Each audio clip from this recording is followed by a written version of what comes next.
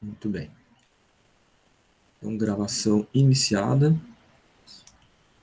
Só relembrando, né, que todas as nossas aulas, então, gravadas, ficam disponíveis para vocês no Classroom, na barra Atividades, lá no tópico Vídeos Aulas ao Vivo. Então, já estão lá, né, todos os vídeos das aulas anteriores, da aula 1 à aula 3 e a revisão, né, da aula 1 à aula 3, depois também já estão lá os vídeos da aula 1, da aula 4 até a aula 6, e hoje a gente vai ter a revisão, né, da aula 4 a 6, e esse vídeo depois vai estar disponível ali junto aos demais. Os slides da mesma forma, né, a gente tem lá na barra atividades do Classroom, tópico slides, e lá estão os slides de todas as aulas anteriores, os slides da aula de hoje, né, dessa revisão, também estarão ali para vocês na sequência. Além dos slides e dos vídeos, em cada uma das aulas, na segunda parte da aula, a gente sempre tem exercícios, né? E esses exercícios, depois de realizados, cumprindo, né, com a presença de vocês naquela segunda parte da aula, eles ficam ali permanentemente à disposição de vocês, para que vocês possam reconsultar também esse material, né, estudarem novamente essas questões. Elas estão sempre lá na barra atividades do Classroom, aula por aula, né, data por data, tá? Nosso calendário. No início de cada uma das aulas, a gente sempre relembra, né, o nosso calendário. Iniciamos lá no dia 29/6, tivemos ali o contrato pedagógico, né, onde a gente conversou sobre como tudo se daria, né. A gente abriu o Moodle, mostrou onde faz as avaliativas lá, onde vai aparecer a prova, a substituição. Abrimos o guia do aluno, mostramos lá que é no guia do aluno que vocês têm que olhar as datas para realizar as avaliativas. Isso tudo no contrato pedagógico no dia 29. Depois do contrato pedagógico, a gente teve a aula 1, né? Dia 1/7, aula 3.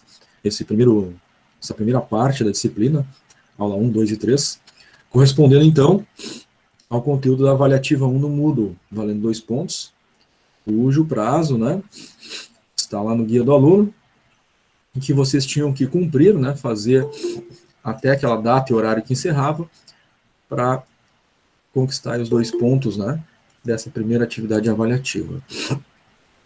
No dia 8/7 a gente teve a revisão, aula 1 a 3, e depois, na semana passada, a gente começou a segunda parte da disciplina, dia 13, aula 4, dia 15, aula 5, dia 20, do 7, aula 6. Esses 3 outros conteúdos, aula 4, 5 e 6, correspondem aos conteúdos da atividade avaliativa 2 no Moodle, com peso 2 pontos, cujo prazo consta no guia do aluno. Tem lá a data que encerra e o horário que encerra. Vocês devem fazer até aquela data e aquele prazo lá, aquele horário, para conquistar então os 2 pontos da N1.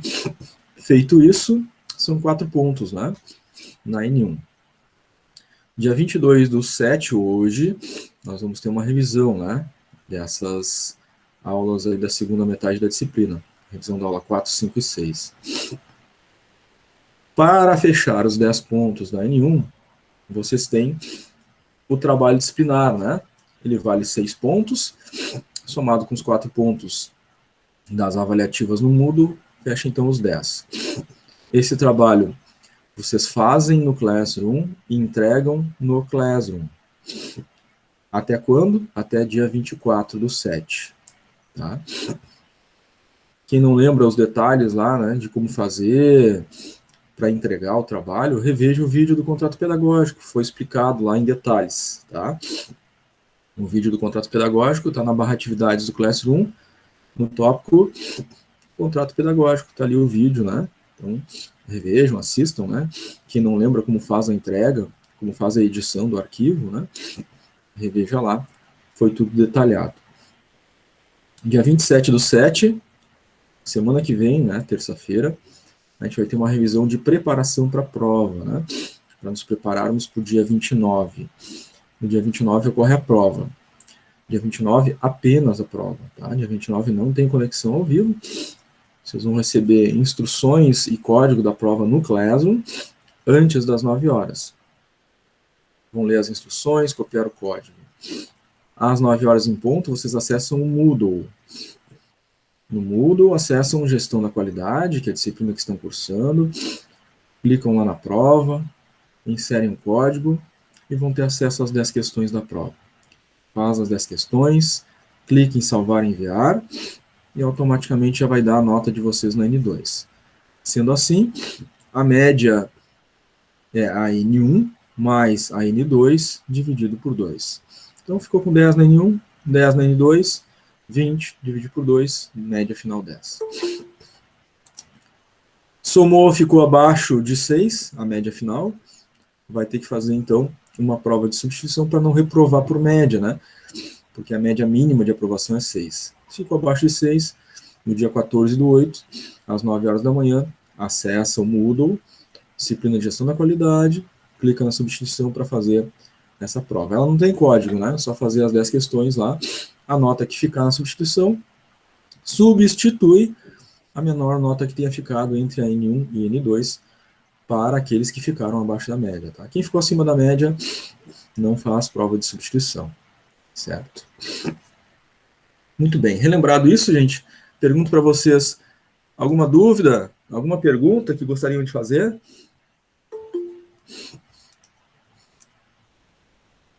Tudo certo, senhor. Ontem eu já entreguei o trabalho.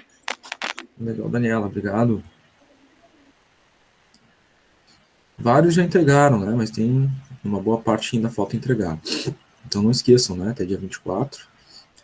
E aí, já no dia seguinte, eu já vou estar corrigindo, né? Os trabalhos de vocês.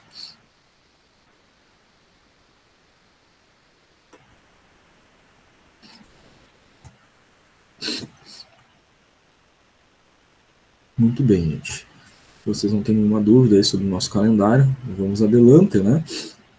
Para a nossa revisão.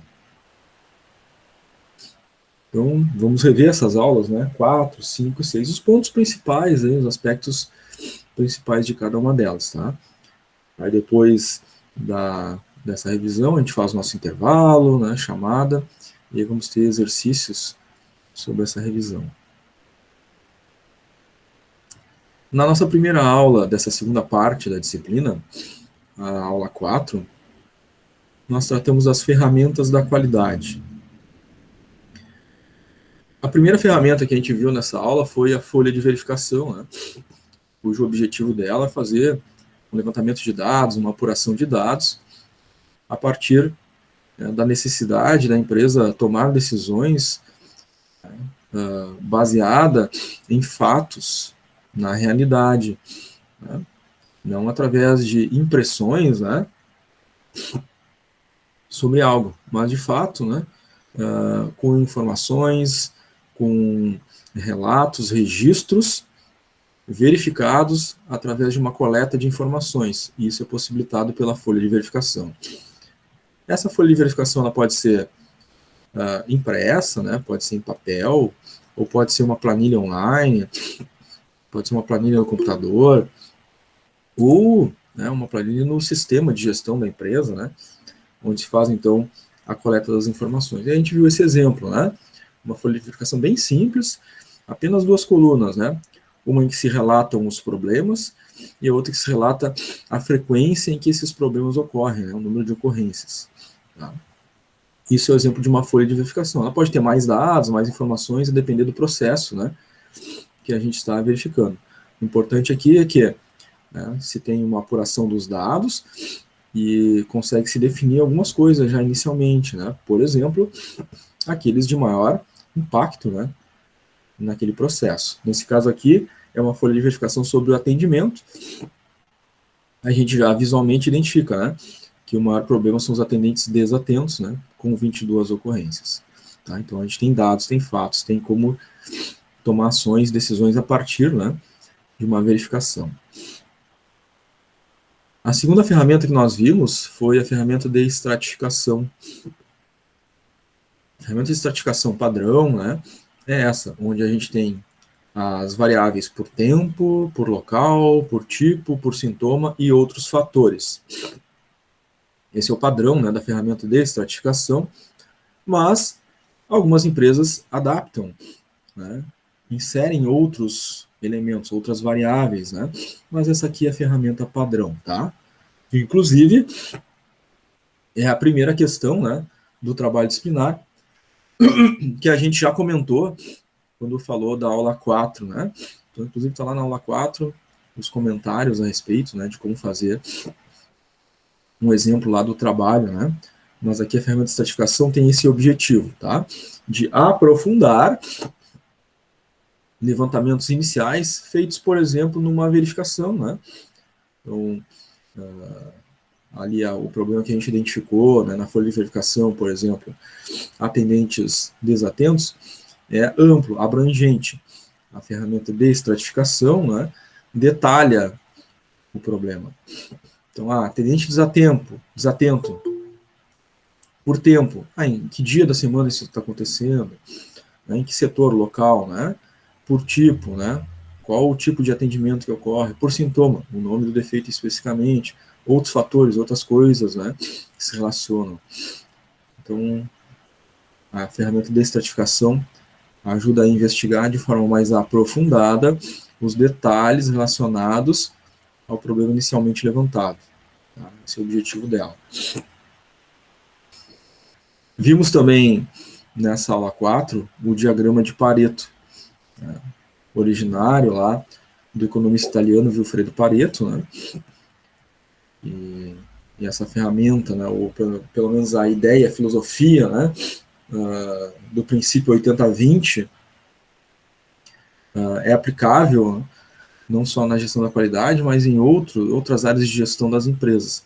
Aqui na gestão da qualidade, ela facilita através de um gráfico identificar aqueles elementos de maior relevância ou facilitando a hierarquização dos problemas. Eu sei, olhando o gráfico, qual aquele que tem maior impacto. Então, nós olhando aqui, né, os 4 problemas que aparecem nesse gráfico, nitidamente, né, a gente vê uma escala em que o maior problema representa 54,55% das situações, e a empresa pode, né, nessa hierarquia, então já resolveu o primeiro problema, resolvendo mais da metade, né, de tudo que ocorre naquele processo. Aqui temos um eixo, né, número de ocorrências dos problemas, e, claro, né, uma escala aqui com os tipos de defeitos. Tá? Então, ela é visual, se identifica com facilidade, e a partir disso, né, estabelece um cronograma de ações do mais relevante até o menos relevante. Claro que todos são tratados, né, não só o mais importante, mas começa pelo mais importante, né, e depois vai tratando os demais na sequência. Nós vimos também o diagrama de Chikawa, que tem outros apelidos, né? O diagrama de Chikawa também é chamado diagrama de espinha de peixe, por causa do gráfico dele, né? Tem uma similaridade. Ele também é chamado de diagrama de causa e efeito, porque ele analisa o efeito, ou seja, o problema, né? O erro do processo, a partir de causas prováveis, né? Através dos tópicos chamados matéria-prima, mão de obra, máquina, medida, método, meio ambiente. E ele também é chamado diagrama de 6M. Acho que é a ferramenta que mais tem, né, outras conotações. E é 6Ms porque cada uma das palavras, né, correspondentes às possíveis causas começam com a letra M, então também chamado de diagrama 6M. O nome diagrama de Chikawa é por causa do criador, né, o Kaoru Ishikawa, que é um engenheiro, enfim, gestor japonês daquele período, né, do Japão pós-guerra, quando há a eclosão da administração japonesa, o surgimento do sistema atual de produção, entre outras coisas, né, naquele contexto lá que ele surge, né, com essas propostas, soluções, ferramentas de qualidade para o processo. Então, uma delas é o diagrama de Chikawa, outra foi os 5S, né, e também é autor dos 5S. Aqui, claro, né, a relação causa e efeito, tá? Então, o problema analisado sob a ótica dessas 6 perspectivas de causas. Aquele problema que está acontecendo, Tem causas prováveis em máquinas, equipamentos, então vamos anotar aqui. Mão de obra, a mesma coisa. Aquele efeito que está ocorrendo lá, pode ter alguma relação com a mão de obra, com relação ao treinamento da mão de obra, qualificação, anotamos. Aquele efeito, aquele problema tem relação com matéria-prima, armazenamento dela, a qualidade, relação com fornecedores, manuseio da matéria. Vamos fazendo as anotações. É a mesma coisa para meio ambiente, método, medida, né? Se relacionam todas as prováveis causas em cada um desses aspectos, para que posteriormente, né, se faça um plano, né, para a solução dessas causas todas levantadas. A ideia é que, após a execução do plano para resolver aquelas prováveis causas todas, nós tenhamos a eliminação daquele efeito. E claro, o terceiro e último passo será verificação, né? Verificar se as soluções propostas para todas aquelas possíveis causas deram efeito. Qual efeito foi? Sanou completamente aquele efeito? Houve uma redução de 60%, 70% do que estava acontecendo? Tá? Qual o nível, né, de atingimento das soluções? Porque se ela não representar, né, um nível adequado, esperado, né, terá que ser feita uma nova análise, né? Então, depois de realizar as propostas e colocar em prática, né, tem que reavaliar. Uma outra ferramenta que também vimos nessa aula 4 foi a ferramenta da qualidade fluxograma. Tá? Ela se insere no contexto da qualidade porque ela demonstra de forma visual, gráfica, os processos. O passo a passo, né, que deve seguir cada indivíduo dentro lá do seu processo, do seu setor, né, da sua área de atuação, para que desempenhe com eficiência, eficácia a sua atividade. Então, ela é uma ferramenta, né, da qualidade muito importante, porque ela dá suporte, né, à comunicação, né, para que os indivíduos conheçam, saibam de forma clara, objetiva, né, a sequência das suas atividades, o que ele deve fazer em tal ou tal situação. Uma ferramenta gráfica, tem alguns gráficos determinados para determinadas ações, a gente viu isso durante a nossa aula, né? Então, o gráfico de losango, por exemplo, representa uma decisão, o gráfico retangular uma operação, né? E assim sucessivamente. Cada gráfico, né, deve ser, então, conectado por uma seta, né, que é um outro elemento de identificação do fluxograma. Ou seja, após aquele passo ali, qual o próximo? A seta que vai indicar, né, essa sequência de ações. Inclusive, a gente teve, né, uma atividade nessa aula 4 para vocês montarem, né, um fluxograma. Além dos exemplos, né.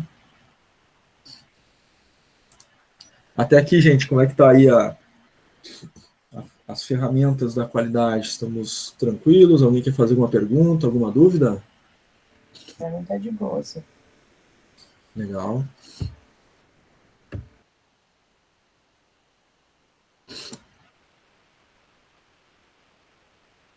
Muito bem.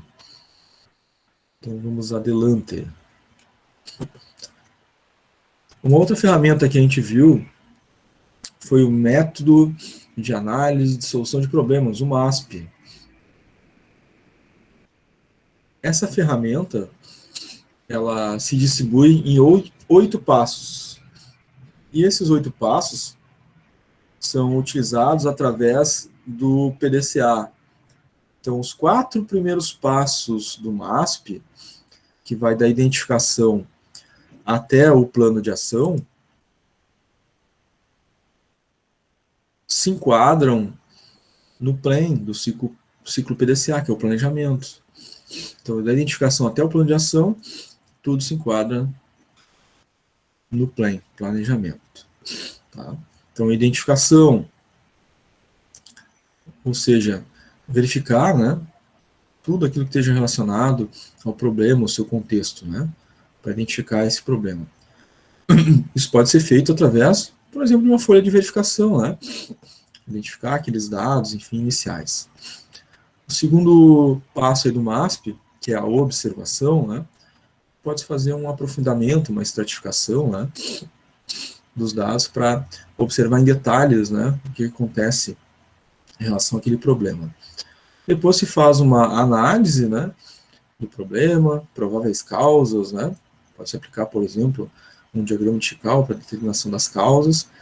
Depois se realiza um plano de ação, né, quem vai resolver aquele problema, né, o que vai ser feito para a solução, né, quando vai ser executado, enfim, os elementos do plano de ação. Aí na fase 5 do MASP, né, se põe esse plano em ação, né, se aplica esse plano.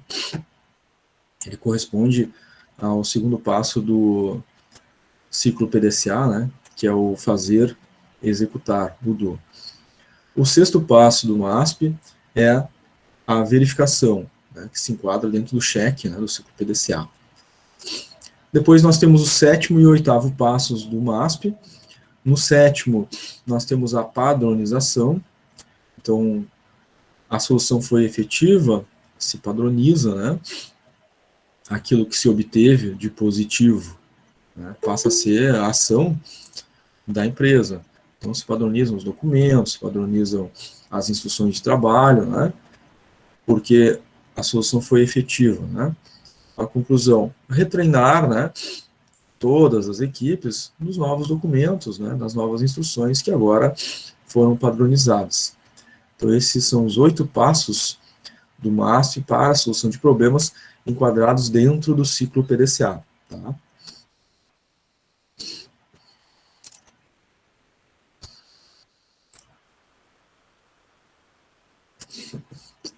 Um outro tema que nós trabalhamos aí durante as nossas aulas, na nossa segunda parte da disciplina, foram a certificação de gestão da qualidade.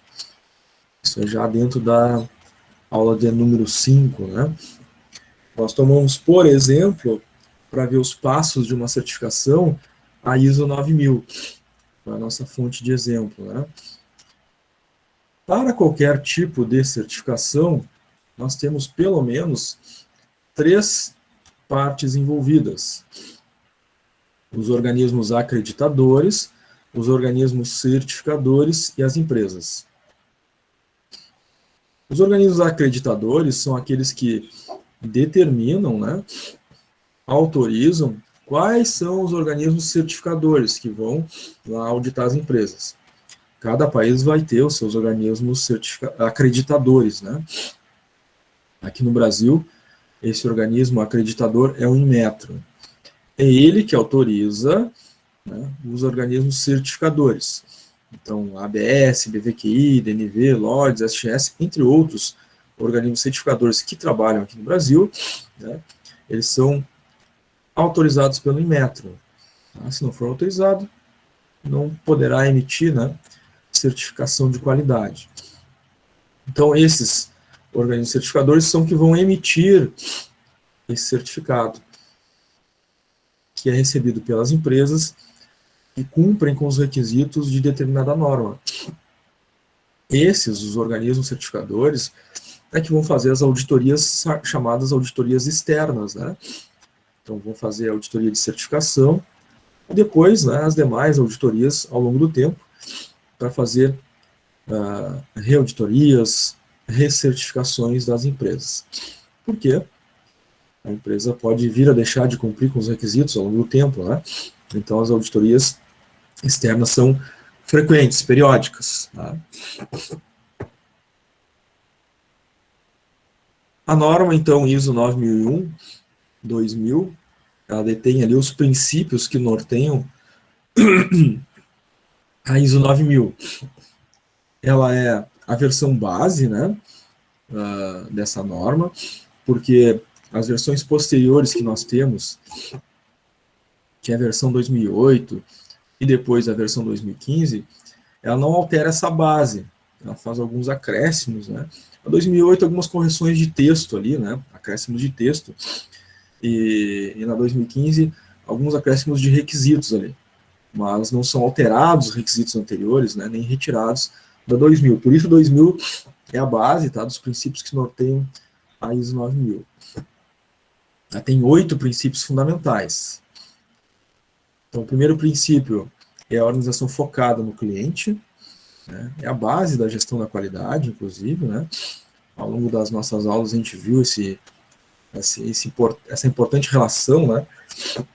Porque o cliente é que determina os requisitos que a organização vai então processar para ofertar ao mercado produtos e serviços que atendam, né, a esses requisitos.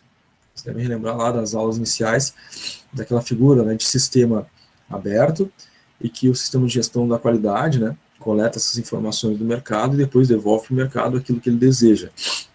É uma base primordial, né, de qualquer sistema da qualidade. Afinal de contas, qualidade para a empresa, né, inicia pelo cliente e depois adentra, né, os processos internos. Nós vimos também a importância da liderança, né, a relação dos diversos níveis de gestão da organização com, né, a aplicação do sistema de gestão da qualidade. Se não há o envolvimento, né, dos gestores, principalmente de nível estratégico, né, a gente pode ter um problema na aplicação de um sistema de gestão da qualidade, e ele é um princípio, então, né, norteador da própria norma ISO 9001. Outro princípio da norma é o envolvimento das pessoas. É diretamente dependente das pessoas o sucesso de um sistema de gestão da qualidade. Elas que aplicam, né, o sistema de gestão da qualidade, sustentam a existência do sistema de gestão da qualidade, coletam os dados, as informações, que tomam decisões, né, que informam os problemas, né. Então, é uma base fundamental. O item 4, abordagem de processo. Então, cada processo merece a sua análise, cada processo terá suas instruções de trabalho, né, procedimentos operacionais ou normativas, né, que vão regular aquele processo.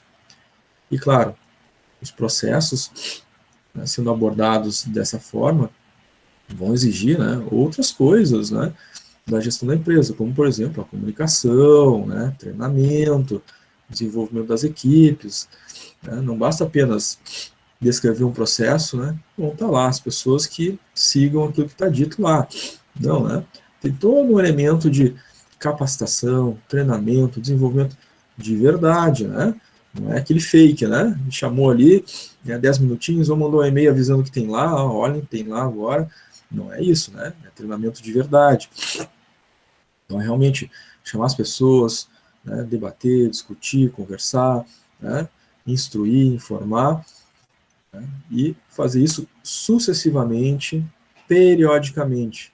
Também não é, né, aquilo que se faça, né, uma vez por ano, né? Não, tem uma periodicidade, né, relativa, tá? Porque se eu vou fazer uma abordagem para o processo, né, as pessoas que estão dentro do processo precisam ser treinadas nesse processo que está constantemente em evolução, alteração, revisão. Tá? Uma abordagem sistêmica para a gestão, ou seja, é uma visão do todo, das inter-relações entre esses diferentes, né, elementos dentro do todo organizacional, né, compreendendo, né, a afetação que ocorre, né, dentro de um sistema, de cada um dos elementos que o compõem. Tá? Essa visão sistêmica é importante. Claro, a melhoria contínua, a proposta, né, de melhoria contínua da empresa, como ela vai fazer essa melhoria contínua, né, em relação ao seu processo de gestão da qualidade, em relação aos requisitos da norma, em relação ao seu produto, em relação ao seu próprio processo. Tudo isso deve evoluir. Né? Isso é obtido através da melhoria contínua. No item 7, que é um outro princípio fundamental, né, nós temos uma abordagem baseada em fatos para tomada de decisões. Isso é um princípio fundamental da qualidade, da norma. Então, não se tomam decisões, né, a partir de impressões pessoais, né, ou a opinião de uma pessoa. Né? Não. Uma abordagem baseada em fatos, né, é baseada, então, na coleta das informações. Né? Ferramentas da qualidade, por exemplo, é um caminho, né, para a obtenção de dados, de informações, da realidade. para que a empresa possa tomar, então, decisões, né, baseadas na realidade, né, e não no tal do achismo, né, da opinião, da impressão de alguém, né, que pode ser, sim, importante, mas não é tudo.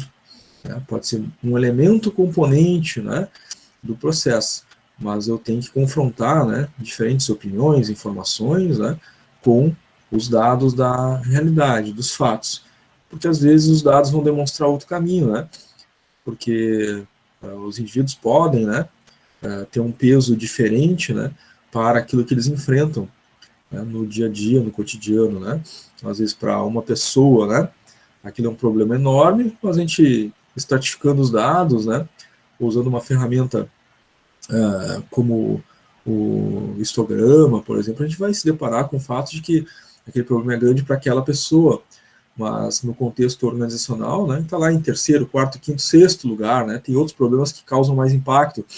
Onde é que a gente viu isso? Na coleta dos dados. Né? Então, às vezes, a impressão, né, do relato é maior do que o fato. Né? Então, por isso, o sistema de gestão da qualidade é baseado sempre em fatos, e, claro, qualquer sistema organizacional, né, deveria funcionar nesse mesmo princípio. E no item 8, relação mutuamente benéfica com os fornecedores. Tá? Então, os fornecedores fazem parte do processo organizacional, eles têm um impacto, né, sobre a qualidade do processo, né, na realização do produto, na realização do serviço, e a relação deve ser positiva, né? O fornecedor faz parte, né, da cadeia de suprimentos da empresa, faz parte do processo organizacional. Então, esses são os 8 princípios fundamentais que norteiam, né, as normas de qualidade. Até aqui, gente, como é que tá? Dúvidas, perguntas?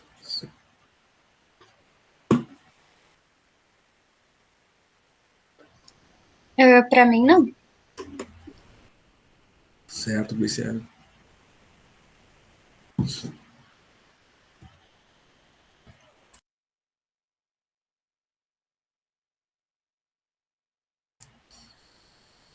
Muito bem. Se ninguém mais tem dúvidas, vamos adelante.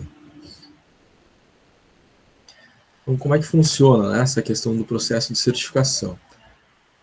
A certificação é uma declaração emitida por um organismo independente. Esse organismo independente, né, é o organismo certificador que foi contratado, então, para realizar a auditoria, né, e reconhecer, certificar a empresa, se caso, é claro, né, ela cumprir com todos os requisitos. Então, esse organismo que emite essa declaração.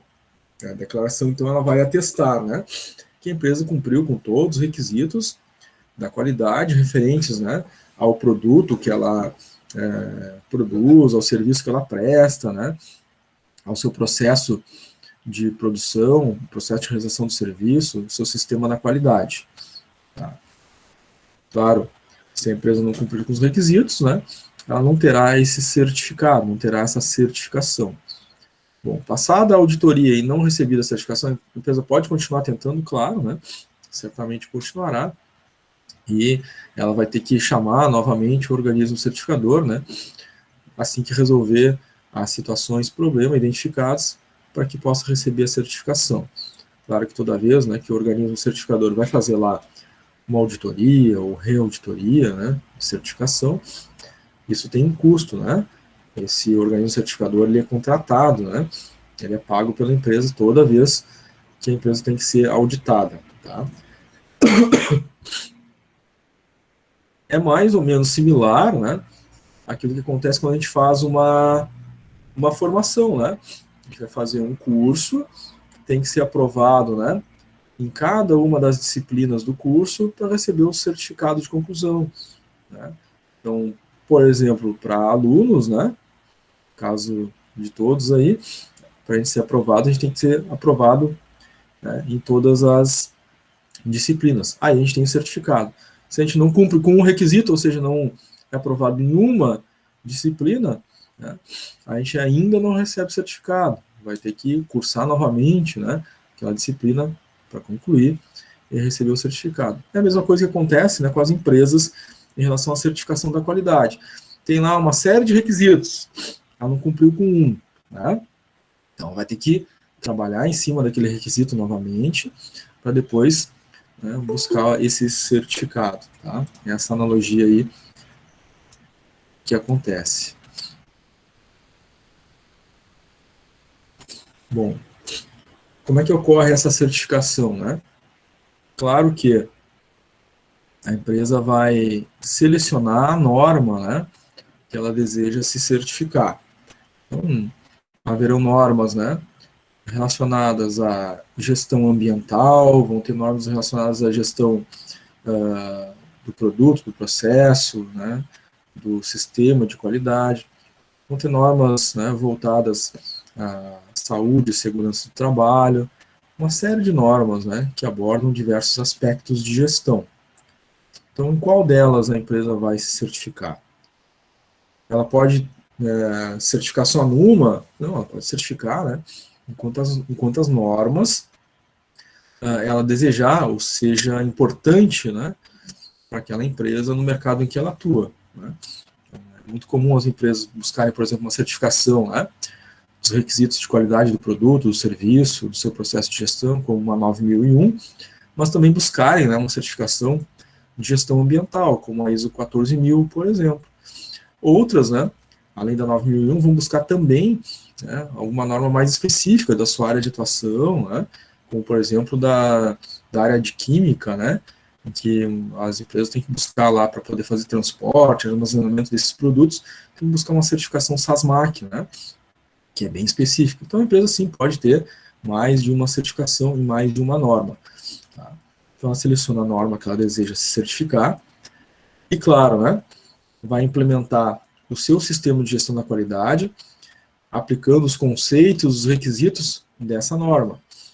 Então, se diferentes normas tiverem diferentes requisitos, né, isso vai tornar o processo mais complexo. Então, se a empresa é certificada em 2 ou 3 diferentes normas de qualidade, então ela pode ter um número de requisitos bem maior. Isso, claro, traz uma complexidade e precisa, claro, também de uma boa equipe, né, de gestão da qualidade para que isso ocorra de forma equilibrada e que a empresa mantenha, né, todos esses certificados que ela deseja conquistar. Ela vai precisar escolher o organismo certificador, aquele que é contratado, né, e pago. Então, o organismo certificador, né, é claro que a empresa vai olhar se esse organismo certificador é autorizado no Brasil, se ele é autorizado pelo Inmetro, para fazer essa contratação, né? Porque ela pode imaginar, né, eu vou contratar um organismo certificador internacional, né, vou buscar um organismo certificador lá, né, europeu. Mas se esse organismo certificador ele não for autorizado pelo Inmetro aqui no Brasil, esse selo não vai ter validade no território nacional, pode ter validade lá naquele país, né, que a empresa buscou aquele organismo certificador, mas aqui no território nacional não terá valor esse certificado, tá? Que é uma outra possibilidade. Outro elemento, né, importante dentro do processo da certificação é realizar as auditorias em conjunto com o organismo certificador. Ou seja, né, além das auditorias externas que acontecem do organismo certificador para a manutenção do certificado, a empresa tem que ter as suas auditorias internas também, né? Isso que significa essas auditorias em conjunto, ou seja, eu entendo, né, como funciona o organismo certificador, compreendo todos os requisitos e o processo de auditoria, e antes de acontecer a auditoria do organismo certificador, eu vou fazendo minhas auditorias internas também, né? Então, está marcado, né, a cada 3 meses, uma reauditoria do organismo certificador. Então, eu vou fazer minhas auditorias internas, né, nos meses que antecedem, para que eu tenha, então, um bom sucesso, né, na certificação.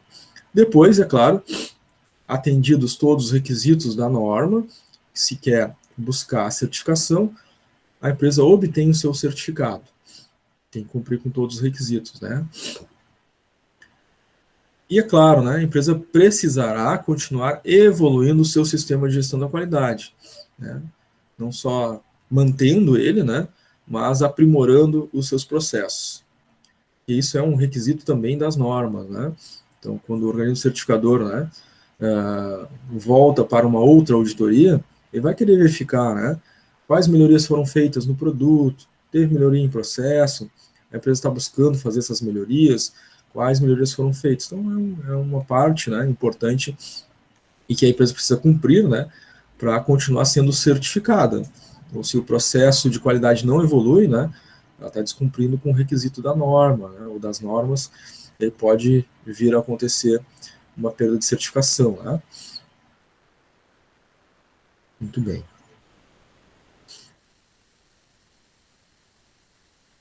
Como referência, então, a ISO 9001-2000, todas as normas têm lá os itens que compõem aquela norma, né? Então, o texto base, né, da norma ISO 9001-2000, ele se divide em capítulos, tá? Temos aí os capítulos introdutórios, que vão ali ser a introdução, objetivo, referência normativa, termos e definições. São elementos iniciais, tá? Capítulos iniciais, que buscam então trazer explicações sobre como aplicar essa norma, termos que são encontrados, né, ao longo dos capítulos, né, explicações e definições, né, referente a como aplicar essa norma. Além disso, né, logo a seguir, aí vem os capítulos determinantes, né, que depois vão ser auditados, que são os capítulos de sistema de gestão da qualidade, responsabilidade da direção, provisão de recursos, realização do produto, medição, análise e melhoria. Cada capítulo desses, claro, com subitens, né?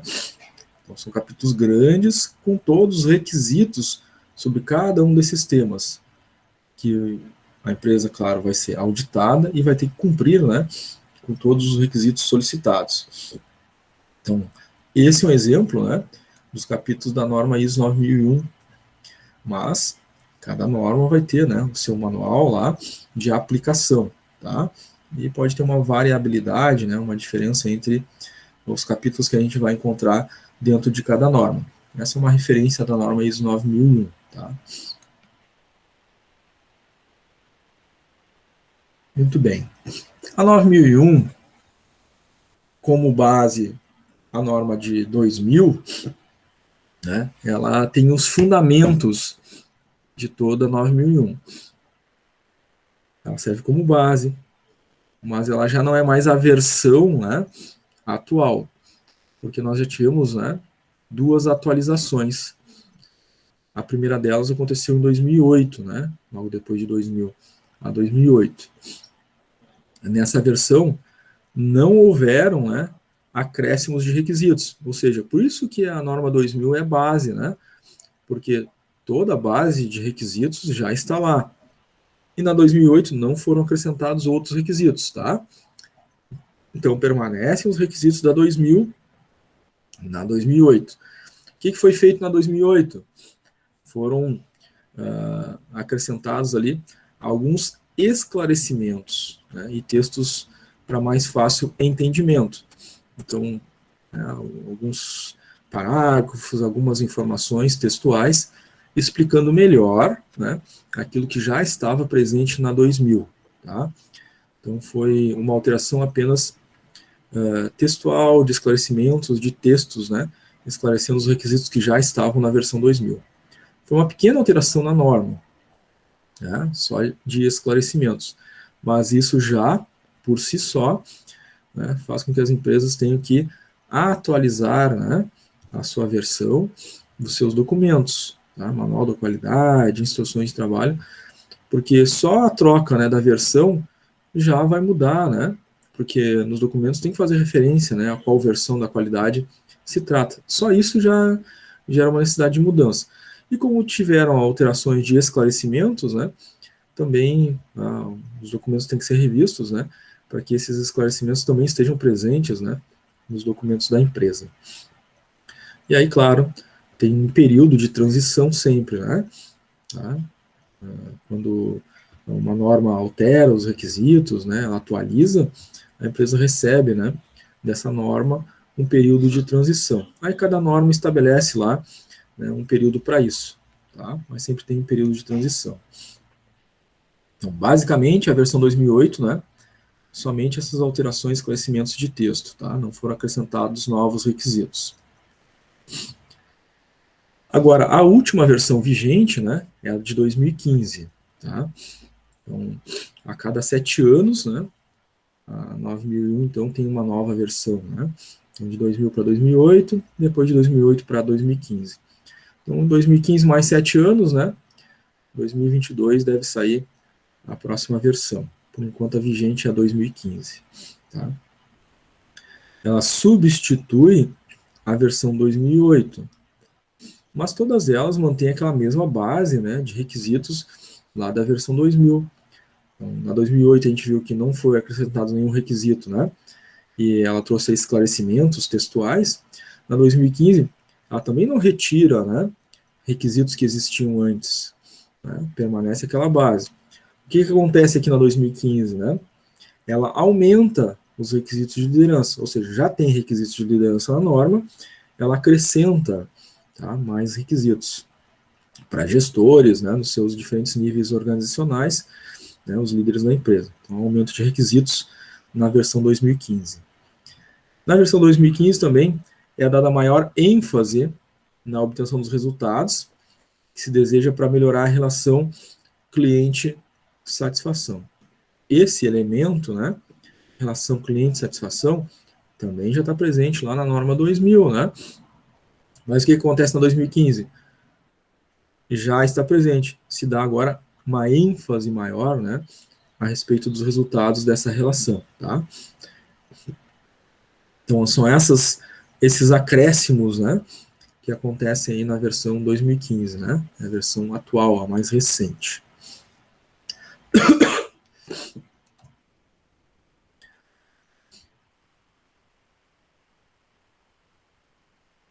Como a gente tinha comentado antes, toda vez, né, que acontece uma atualização da norma, né, cada norma estabelece um período de transição, tá?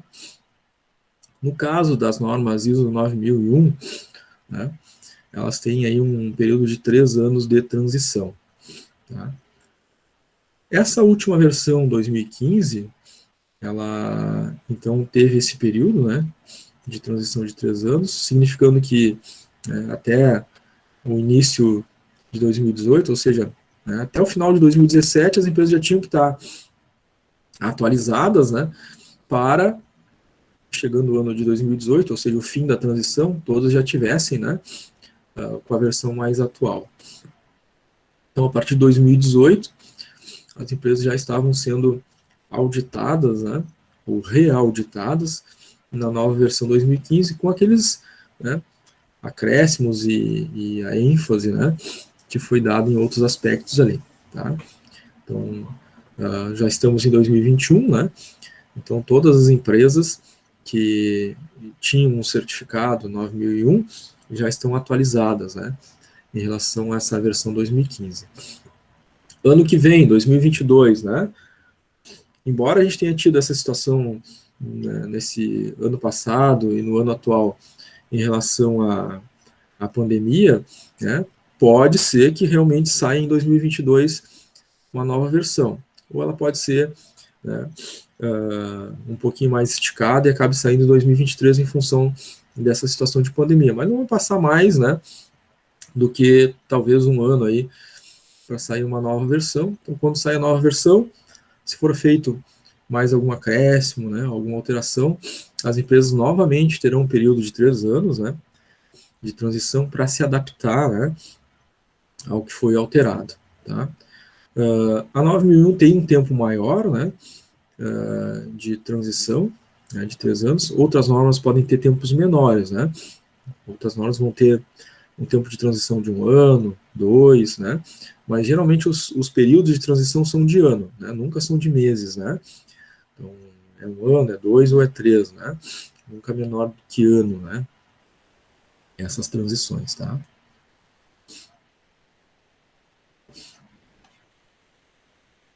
Faz parte da nossa revisão também, né, o conteúdo da aula 6, que a gente tratou ali dos elementos não certificáveis, né, foi o 5S, o 5W, 2H, e depois, mais no finalzinho, outras normas certificáveis, né?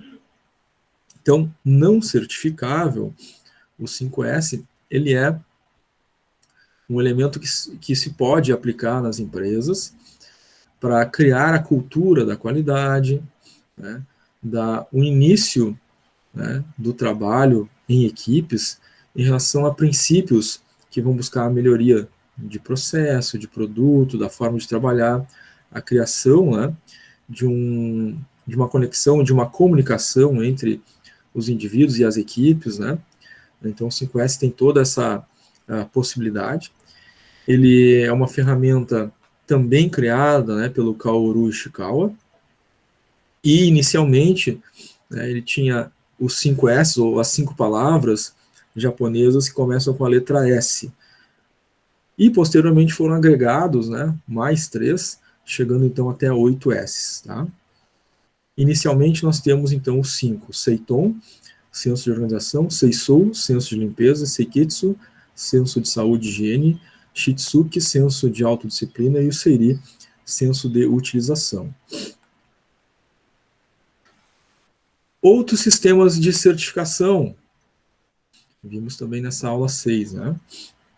Então, a gente viu que o sistema ISO 9001, né, foi utilizado como base para a gente entender toda aquela lógica, né, de um processo de certificação. Mas não é o único, né? Existem outros sistemas variados de certificação. 9001 é para requisitos, né, de produto, requisitos de processo, né, requisitos do sistema de gestão da qualidade. As normas ISO 14000, elas são voltadas para a gestão ambiental. Tá? O propósito dela aí é minimizar os impactos, né, no meio ambiente, que possam ser causados aí pelas empresas, pela sua ação, né, pela sua produção.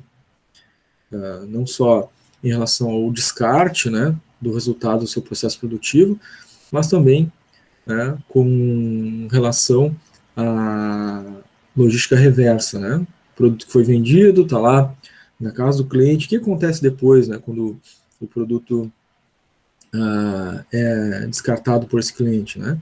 Então, também estabelece, né, princípios de possibilidade de logística reversa, né? O cliente poder devolver para essa empresa aquela carcaça, por exemplo, né, de um produto que ela já não vai mais utilizar, né? Também estabelece requisitos e possibilidades desse impacto.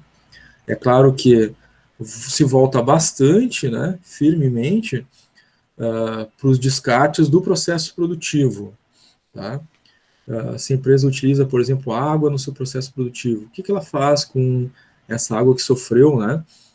Então, um acréscimo de aditivos ali, químicos ou outros, né, durante o processo produtivo. Então, ela estabelece requisitos para isso. Né? A empresa precisa implementar, né, processos de limpeza, né, purificação dessa água, retirar dessa água os produtos químicos que possam ter sido colocados, né, no processo produtivo, para devolver para a natureza essa água, por exemplo, já limpa. Né? Estabelece também o descarte, né, de resíduos, né, do processo produtivo, né? Então, sobras, por exemplo, né, de plástico e outros materiais, papelão, né, rebarbas que possam ser provenientes do processo produtivo. O que ela faz com aquilo, né? Não pode jogar no meio ambiente, né? Então, o que ela vai fazer? Reaproveitar, vai incinerar, o que vai ser feito, né? Então, isso tudo se estabelece aí no processo de gestão ambiental. Ajuda muitas empresas, inclusive, a cumprir com a legislação, porque ela estabelece muitas regras e muitos requisitos, né, em todo o âmbito de impacto ambiental. Então, ajuda a própria empresa a cumprir com aquilo que está previsto na lei ambiental dos países onde ela está inserida. Então, é uma normativa, né, de qualidade que tem essa relevância também, tá? Diferente lá da norma ISO 9001, né? Ela é uma norma para requisito de produção, né? Qualidade do produto, qualidade da produção, qualidade do sistema de gestão. Aí não temos uma legislação especificamente, né, fazendo exigências em relação a isso, mas na ambiental tem, né? Então, a ISO 14000 ajuda muito a empresa, né, a se manter, né, dentro das normas legais, inclusive. tá? Ela contribui para isso, né?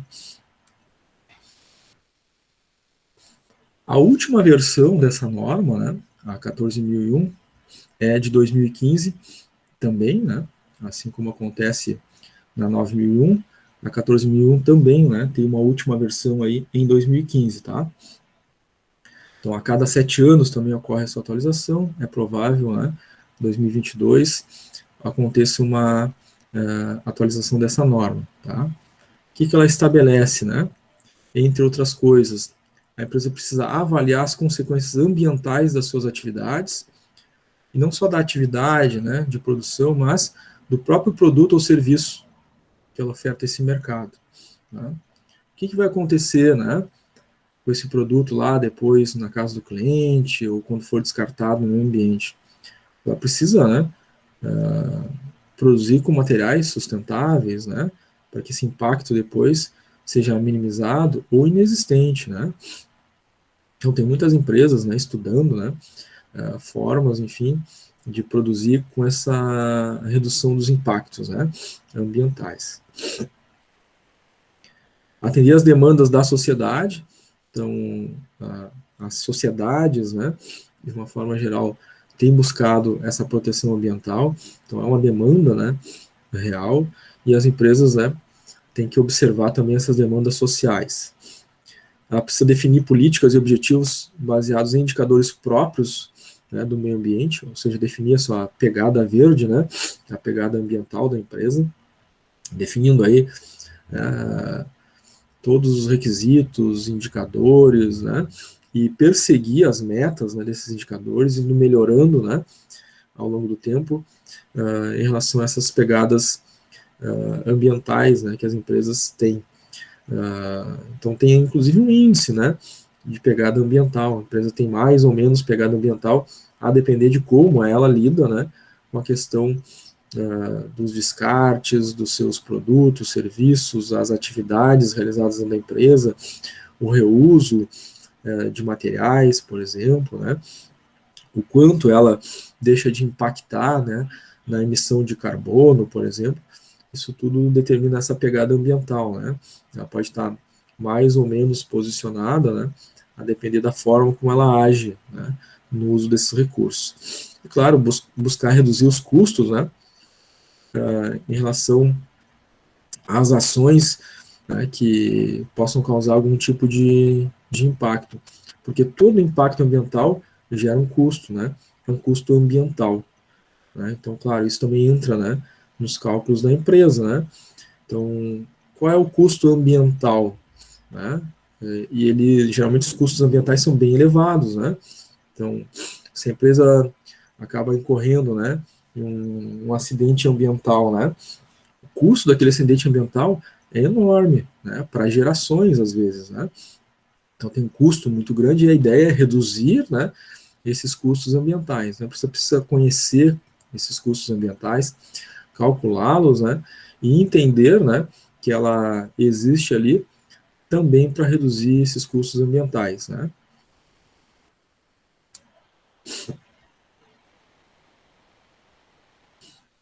Então, essa versão mais recente, 2015, tá? Ela trouxe alterações, né, mudanças, tá, em relação à versão anterior. Então, ela traz uma estrutura de alto nível, ela eleva os níveis, né, dos requisitos que existiam antes. Ela traz maior responsabilidade da gerência, né, aquela questão da liderança, participação da liderança, estabelece mais responsabilidades. Ela aborda o equilíbrio ecológico, né, como fazendo parte de um sistema geral, como as organizações, né, impactam esse equilíbrio, né? Então ela traz essa abordagem, ela repensa esse impacto, né, dando uma visão mais ampla para as empresas. Ela trabalha sobre os requisitos e as oportunidades, né, de melhoria, os riscos, né, que a empresa pode oferecer para que ela consiga controlar esses riscos, né, minimizar esses riscos. A norma passa a exigir relatórios proativos, ou seja, não um relatório só demonstrando, né, o que está acontecendo, mas um relatório acompanhado de ações, né? Então, o relatório demonstra os impactos e demonstra as ações que a empresa está fazendo sobre aqueles impactos, né, para eliminar e minimizar eventuais impactos. Então, um relatório proativo, né? Conformidade reforçada, ou seja, a empresa deve ter um reforço dessa busca da conformidade com a norma e a melhoria contínua, né? Constantemente está realizando melhorias em relação aos impactos ambientais que a empresa possa vir, né, a estar causando. Então, sempre melhorando, né, em relação a isso. Então, melhoria contínua é um elemento que vai aparecer em todas as normas, né? Porque ele é essência, né, da qualidade. Além da norma de gestão da qualidade voltada ao meio ambiente, a ISO 14000, nós temos também uma norma voltada à responsabilidade social, que é a SA 8000. Essa a gente já tinha conversado um pouquinho a respeito, né, antes, durante a nossa aula 6, que é um pouco menos conhecida do que as anteriores, né? A ISO 9001 e a 14001 já são mais amplamente conhecidas. Essa bem menos, né? Talvez se a gente perguntar nas empresas aí, né, as pessoas realmente nem vão saber que existem, né? Porque ela é muito pouco utilizada, né? Ainda, mas ela existe. Ela é mais conhecida fora, né, do Brasil. Tá? No Brasil, realmente, a gente conhece mais, é a 9001, é a 14001, mas ela já está sendo muito, né, trabalhada aí no mundo afora, né? Então, pode ser a terceira onda da qualidade, tá? Para nós aqui no Brasil. Então, ela trata de uma norma internacional de avaliação da responsabilidade social, né? Então, para todas as empresas que fornecem e vendem produtos e serviços, né, condizente com os direitos do trabalhador. É o direito do trabalho, tá? Então, essa perspectiva, né, da relação de emprego, trabalho, empregado, né? Como é que se dá essa relação? As normas, as regras, o atendimento às necessidades do trabalhador, né, em diversos aspectos, tá? Então, uma tentativa, né, claro, de, na perspectiva de se tornar uma exigência, né, dos mercados, uma exigência cada vez mais crescente, né, que as empresas comecem a olhar para essa norma e comecem a se certificar, né, nessa norma, cumprindo com requisitos em relação ao direito dos trabalhadores. Tá? Essa é a SA 8000. Nós temos também a OSAS 18001, que é uma série de avaliação da saúde e segurança ocupacional. Então, ela também tem uma visão, né, sobre o colaborador, o trabalhador, só que não é uma visão do direito do trabalho, agora é uma visão em relação à saúde, né, à segurança. Né. Essa norma foi alterada em 2018, porque mudou o nome dela, ela passou a ser chamada ISO 45001, tá? Então, as empresas que eram certificadas aí na 18001, elas tiveram que fazer essa transição, né? Receberam também um tempo, né, para fazer essa transição para 45001. Ela busca, então, proteger, né, os colaboradores das organizações, na medida em que estabelece requisitos, né, para um trabalho seguro e saudável nesses espaços, tá, laborais. Não é só uma segurança física, né, nem uma saúde física apenas, vai para além disso, né. Ela também estabelece ali questões de requisitos, né, de segurança e de saúde, né, mental do trabalhador também, né, mental, psicológica, tá? Então ela tem toda essa abrangência. É uma norma até não tão conhecida assim, mas é a mais conhecida do que a SA 8000, tá? Ela tem uma abrangência, conhecimento um pouquinho maior, né, aqui no Brasil, do que a SA 8000. Claro que ela também tem seus requisitos, né, e a empresa, para receber essa certificação, deve cumprir com todos os requisitos, né, dessa norma, e também vai ser reauditada frequentemente, né, para verificar se a empresa mantém aquele certificado ou não. Tá? Até aqui, gente, como é que tá? Dúvidas? Perguntas? Daniela, vi tua mensagem aí sobre o colega, pode deixar, tranquilo.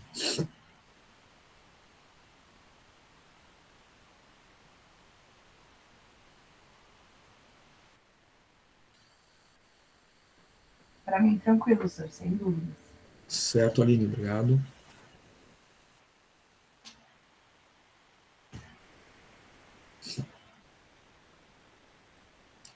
Muito bem, gente.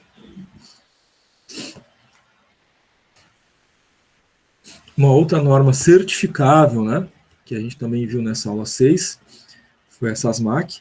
Essa é muito específica, né, é uma norma nacional, né, inclusive.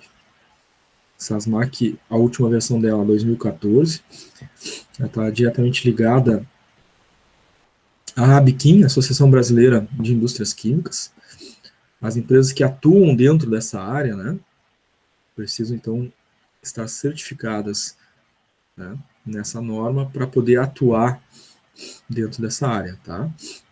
Então, ele é muito específico, muito restrito, né, a empresas da área de química, que prestam serviços de transporte, né, armazenamento, movimentação, manuseio de produtos químicos perigosos, tá? Então, a farmácia de manipulação, né, precisa ter certificação SASMAC, né? É produto perigoso? Não, então não precisa, né? São produtos perigosos, que tem essa classificação, né, de produto perigoso, tá? Em geral, produto perigoso, produto químico perigoso, são aqueles que podem causar, tá, algum tipo de risco, né, ao meio ambiente, tá? Então, uma carga química, né, que sofra um acidente, né, um derramamento, por exemplo, numa via, né, pode contaminar o solo, pode contaminar a água, pode contaminar o ar, né, causando impactos ambientais, né, danosos às pessoas, aos animais, né, à vegetação. Então, esses são os produtos perigosos. Essas empresas, tá, elas são, então, obrigatório elas ter essa certificação SASMAC, tá, na última versão 2014. E aí, igualmente, tá, toda vez que houver uma alteração, uma revisão nova, as empresas precisam se readequar para que ela esteja trabalhando sempre na norma mais recente, né, na norma mais atual, porque se ela for auditada, né, não tiver sido atualizado dentro do período de transição, né, que foi estabelecido, ela vai obrigatoriamente perder, né, essa certificação, tá? Perdendo a possibilidade de atuar, né, dentro dessa área, porque ela é muito específica, muito restrita, né, e obrigatória aí, segundo a ABQUIM, Associação Brasileira de Indústrias Químicas, tá?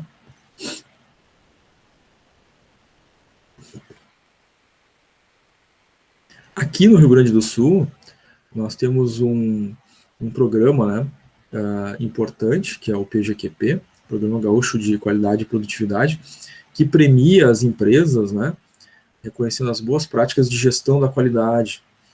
Então, as empresas que são certificadas, né, podem concorrer a essa premiação. Essa premiação, então, identifica, né, aquelas empresas que, além de serem certificadas, né, e cumprirem com os requisitos da norma, elas se destacam frente às demais.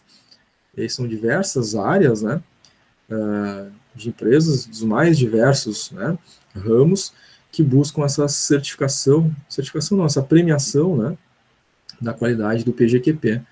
Então tem uma premiação, né, ouro, prata, bronze, e as empresas buscam então se qualificar para receber essa premiação também, né.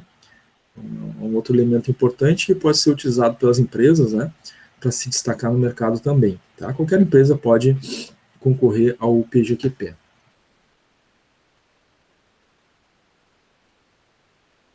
Muito bem, gente.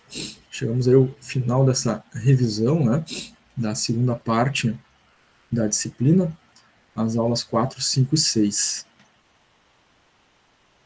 Se vocês não tiverem nenhuma dúvida, nenhuma pergunta de momento, a gente faz o nosso intervalo. Pode ser? Pode ser? Certo. A gente volta ali às 10h32. No retorno, a gente faz a nossa chamada. Aí depois da chamada, vamos fazer exercícios no Classroom, né, para retomar, revisar também esses conteúdos, tá? Eu só fecho a câmera e o microfone e abro de novo, né, às 10h32, tá? Até daqui a pouquinho, gente.